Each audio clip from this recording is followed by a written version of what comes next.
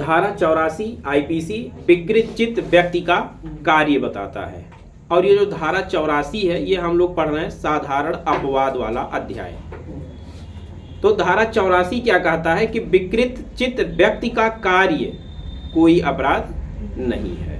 धारा 84 के अनुसार अगर कोई व्यक्ति विकृत चित्त है और उसने कोई कार्य किया है तो उसका कार्य अपराध नहीं माना जाता है, उसका कार्य क्षम्य माना जाता है। ऐसा इसलिए होता है कि पागल व्यक्ति के लिए या विकृत चित्त व्यक्ति के लिए यह माना जाता है कि वह अच्छा और बुरा में विभेद करने में सक्षम नहीं होता है और वह अपने द्वारा किए जा रहे कार्य की प्रकृति और उसके प्रभाव को जानने में अक्षम होता है। धारा 84 लागू होने के लिए आवश्यक है कि कार्य किसी विकृत चित्त व्यक्ति के द्वारा किया गया हो। दूसरा है ऐसा विकृत चित्त व्यक्ति कार्य की प्रकृति को जानने में असमर्थ हो। और तीसरा है वह जो कुछ कर रहा है वह दोषपूर्ण है या विधि के प्रतिकूल है यह जानने में असमर्थ हो। धारा 84 जब आप पढ़ते हैं तो उसमें 4 प्रकार की विकृत चित्तता की बात की गई है। पहला कहता है जड़, दूसरा कहता है विक्षिप्त, और तीसरा मानसिक दौर्बल्यता, और चौथा मानसिक बीमारी। ये 4 प्रकार की समस्याएं बताई गई, 4 प्रकार का पागलपन बताया गया। जड़ में क्या होता है? जड़ में व्यक्ति पागल भी नहीं होता है लेकिन उसकी बुद्धि का विकास कह सकते हैं कि नहीं हुआ रहता है, जिसके वजह से वह अच्छा बुरा सोचने में अक्षम होता है। विकलांग कह सकते हैं। और चूंकि मानसिक बीमारी है इसलिए उसको हम पागल विकृत मान लेते हैं। और दूसरा होता है पागल भी नहीं होता है लेकिन पागल विक्षिप्त। ये क्या होता है? ये जो वास्तव में जिसको हम पागल समझते हैं ये वही होते हैं। इनके पास दिमाग नहीं होता है, आपको सड़कों पर घूमते फिरते दिखाई दे देंगे।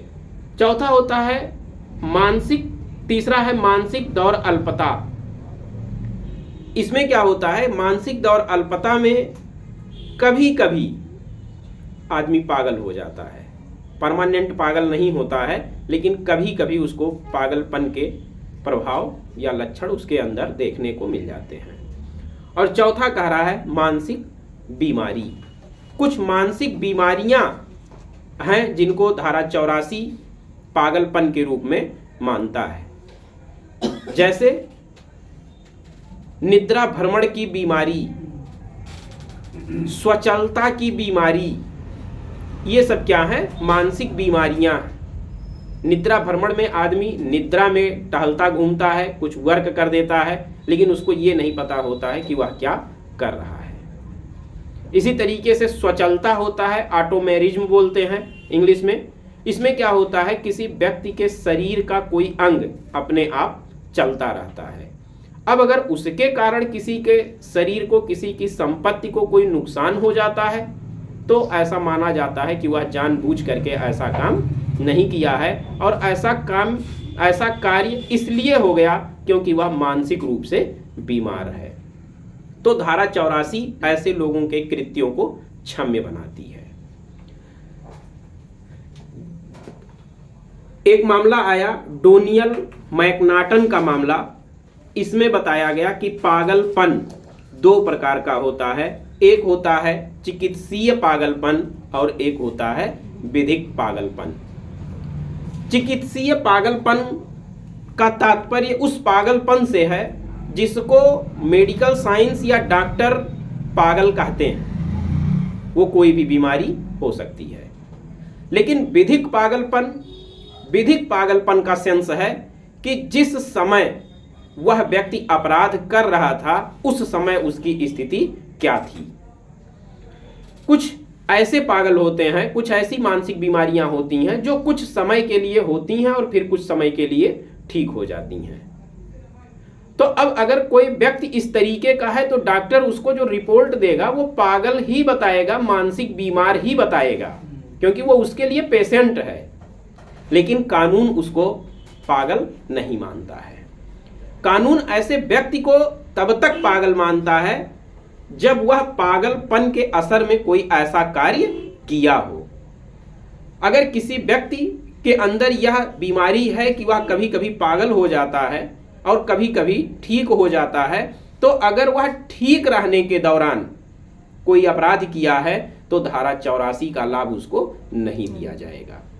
लेकिन अगर अपराध कार्य करते समय वह मानसिक रूप से बीमार था और बाद में या पहले ठीक था, तो ऐसे व्यक्ति को इस धारा का लाभ मिलेगा। तो यहाँ पर दो प्रकार का पागलपन आपने देखा, विधिक पागलपन और चिकित्सीय पागलपन। इसी चिकित्सीय पागलपन को ही स्पष्ट करने का प्रयास किया गया एस तबुचेतिया बनाम असम राज्य के मामले में। वहां पर भी यही बात बताई गई कि अपराधी की मनः स्थिति उस समय देखी जानी चाहिए जब वह अपराध कर रहा था, ना कि उसके पहले या उसके बाद। यहां पर प्री में आपसे क्वेश्चन पूछा जाता है कि किस मामले में सर्वप्रथम वाइल्ड बीस्ट टेस्ट थ्योरी प्रतिपादित किया गया। तो आपका ऑप्शन है आर बनाम आर्नाल्ड के मामले में। बहुत बार क्वेश्चन पूछा है कि आर बनाम आर्नाल्ड का मामला किस धारा से संबंधित है, या वाइल्ड बीस्ट टेस्ट किस मामले में प्रतिपादित किया गया। और हमने आपको एक सिद्धांत और बताया, इंसेंट डिल्यूजन टेस्ट, ये किस मामले में आया, हेडफील्ड के बाद में आया, और उसमें बताया गया इंसेंट डिल्यूजन टेस्ट के बारे में। और एक मामला इससे संबंधित है बाउलर का वाद। बाउलर के वाद में क्या था, उचित और अनुचित में विभेद की क्षमता का परीक्षण किया गया। तो ये कुछ केसेज हैं। धारा 84 बहुत इंपॉर्टेंट सेक्शन है प्री के पर्पज से, मेंस के पर्पज से भी। तो यहाँ पर ये जो केस पूछे जाते हैं और प्री के जो संभावित क्वेश्चन बनते हैं वो हमने आपको बता दिया।